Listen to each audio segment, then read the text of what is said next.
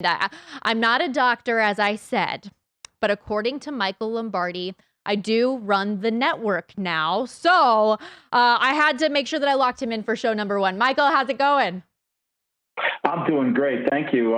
Yes, I'm very pleased that you would have me on the network. I'm excited to join your network. I mean, I'm shocked they haven't changed it to My Girls in the Desert, but I'm sure that'll happen. Hey, I'm sure that's going to happen soon. You missed it. Brent tossed it to me to start the show to his gal in the desert. It had a nice ring to it. But hey, I'm glad to hear you're doing well. Clay Helton, though, I don't know if you heard over at USC, I did. Not doing so well. No, Patrick and I were talking about it on the show this weekend and how, you could really write a 30 for 30 documentary on how Clay Helton has avoided his firing. And he's always one loss away from getting fired. And this one was the loss. I mean, to get blown out by Stanford, after Stanford had just lost poorly over the week, 2 weeks ago, and so it doesn't surprise me. I think the names, USC is going to reach for the moon. They should. It's one of the best programs in college football. It's a better job than 2/3 of the NFL jobs right now, because you could be your own general manager. You could be your own player personnel director. It's a great tradition. I mean, look, I think it'll be somebody from that Pete Carroll tree. I really do. I think they're going to go back to the roots. Whatever young coach he feels like, I think it could be that. It'll be interesting to see for sure how that pans out, just because yes, there's so many great elements about USC and the way that you're able to recruit. Who would want to go there? Southern California, it's beautiful. You get to all the lovely girls, whatever it could be, all of those things. But at the same time, it is a hard job as a head coach, because you are constantly criticized, because this is a program that's supposed to be top 10 constantly. This is a program that's supposed to be fighting for a playoff and a national championship, and they haven't done that. It really just felt like a matter of time, like you said, for Clay Helton.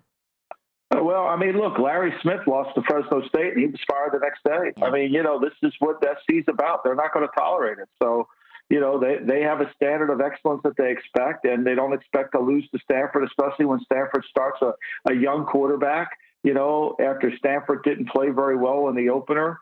So I think that ultimately this is kind of what we're seeing. And I don't know who's going to be next. I can't imagine Urban Meyer would leave the Jacksonville Jaguars for the job, but, we shall see. That's an interesting thing to bring up there. That upset, by the way, number 14 USC dropping 42-28 to unranked Stanford. It was a toughie. Well, because you mentioned Urban Meyer, though, let's transition over to the NFL. What were your three biggest takeaways, or maybe lesson learned from week one of the NFL season? I know one of the things that I said off the top was that just the Jags and Urban Meyer situation looks brutal. What were yours? Well, I thought the Jags, look, I didn't think they were really prepared to play. He doesn't even understand at the end of the half. He's got the ball with 59 seconds left to go in the first half. He's down 20-7. He comes out, he throws 3 straight incomplete passes. He gives the ball back to the Texans. He's not playing Indiana. He's not playing Minnesota. And the Texans go down the field and score a touchdown, make it 27-7, game's over. And so, I think there's going to be a learning curve for Urban. It's going to be a steep learning curve for Urban. And, I think that was one of the – I agree with you. I think that was one of those. I think when you look at the overall league and you see – Chandler Jones, 5 sacks. He humiliated Taylor Lewan with the Cardinals. He went around them, threw them, over them. He destroyed the Titans passing game. And we kind of, on our show, Patrick and I, we talked about that. We like the Cards because I think the Cards, if you look at what they did at the beginning of last year, they were very effective in the opener against San Francisco. They were able to throw the ball. Kyler Murray threw the ball. He's healthy. I think you want to bet the Cardinals when the beginning of the season when they're healthy, because they are a team that has a little bit of age to them. I thought their defense played really well yesterday, starting with Chandler Jones. So that was the one. The second one for me was Seattle. I thought Seattle's offense looked sharp. I thought they really looked sharp, and they looked in control. It wasn't about let Russ cook. It was about let their offense cook. Hey, Russ did cook, though. 254 yards, 4 touchdowns. He cooked.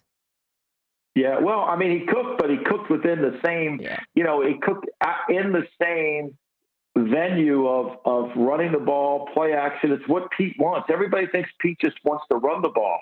However, that being said, I think it's really more about being able to have balance, play with tempo, play faster. And I think that's ultimately what they did. They did a great job. Their offensive line played well. Look, Indianapolis thought they had a really good defensive team, a really good defensive team, and they embarrassed them. Yeah, no question. I always like asking you, was there anything that just overwhelmingly you didn't expect? I love your takeaways, but was there something that stood out to you that you really didn't see coming? I didn't really see when you break down the first weekend, I didn't see Green Bay being as bad as they were. Mm-hmm. 1 for 10 on third down, 220 yards. I like Green Bay's team, but I didn't see them being this bad, especially this unprepared for the opener. I thought they were poorly coached in the opener, thought they didn't have a really good plan. I was disappointed in them, and I didn't expect that. I thought they would play. I like New Orleans and the points only because I think Sean Payton doesn't get enough credit for how well he prepares his quarterback to play effectively.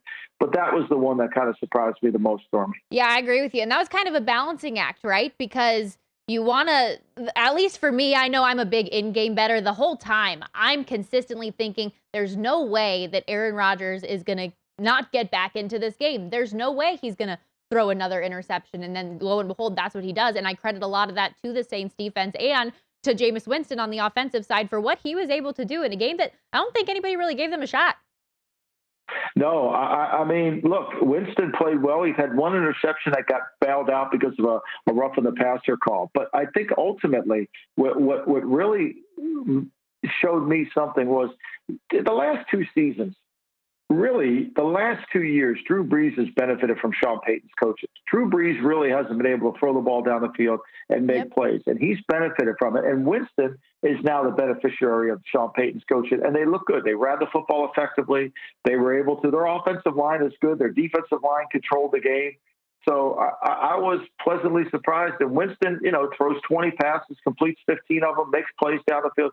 He played within himself. The two guys that had turned the ball over quite a bit in their career, Sam Darnold and Jameis Winston. Darnold was very good with the football yesterday, and same with Winston.